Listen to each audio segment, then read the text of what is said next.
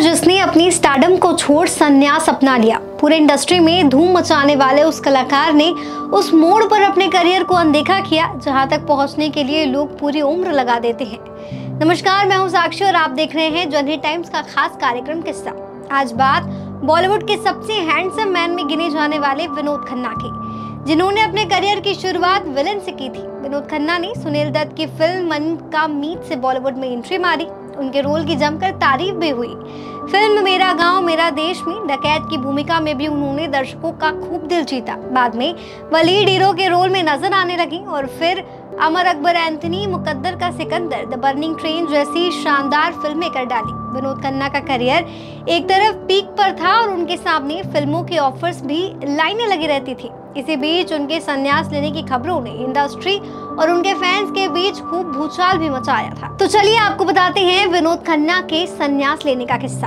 आपको बता दें, अचानक 80 के दशक में उनके सन्यासी बनने की खबर ने हलचल मचा दी। किसी को यह पूरी कहानी पब्लिसिटी स्टंट लगी तो किसी को लग रहा था कि उनकी दिमागी हालत सही नहीं है। बात भी ऐसी ही थी क्योंकि बॉलीवुड में इससे पहले इतना बड़ा स्टार अपने करियर की उस ऊंचाइयों तक पहुंचकर कभी इस तरह वापस नहीं लौटा था।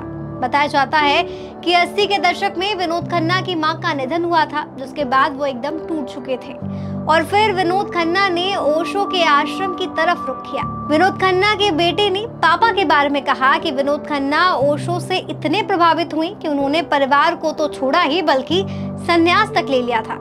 यह एक लाइफ चैलेंजिंग फैसला था और उस वक्त अक्षय केवल 5 साल के थे जब पापा घर छोड़कर अध्यात्म की दुनिया में जा बसे।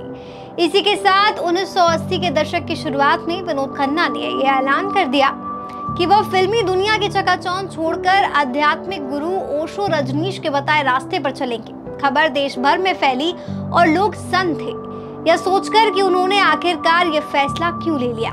विनोद खन्ना ने अपने इंटरव्यू में कहा था, मेरे परिवार में 6-7 महीने में 4 लोग एक के बाद एक गुजर गए, जिसमें मेरी माँ और मेरी एक अजीज बहन थी।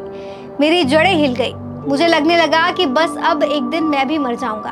फिर एकदम से मैंने तय किया कि मुझे ओशो के पास जाना है। इसके बाद जब वह दर्शन के लिए पहुंचे तो ओशो ने पूछा, क्या तुम संन्यास के लिए तैयार हो? विनोद ने जवाब दिया, मुझे पता नहीं, लेकिन आपके प्रवचन मुझे बहुत अच्छे लगते हैं। ओशो ने उनसे संन्यास लेने की बात कही और वो तुरंत तैयार हो गए। तो आज के किस्से में फिलहाल इतना ही। कल फिर आपके सामने हाजिर रहूंगी एक नए किस्से के साथ। वीडियो पसंद आई हो तो इसे लाइक और शेयर जरूर करें। साथ ही चैनल को सब्सक्राइब करना बिल्कुल भी ना भूलें और ऐसे ही देखते रहिए जनहित टाइम्स।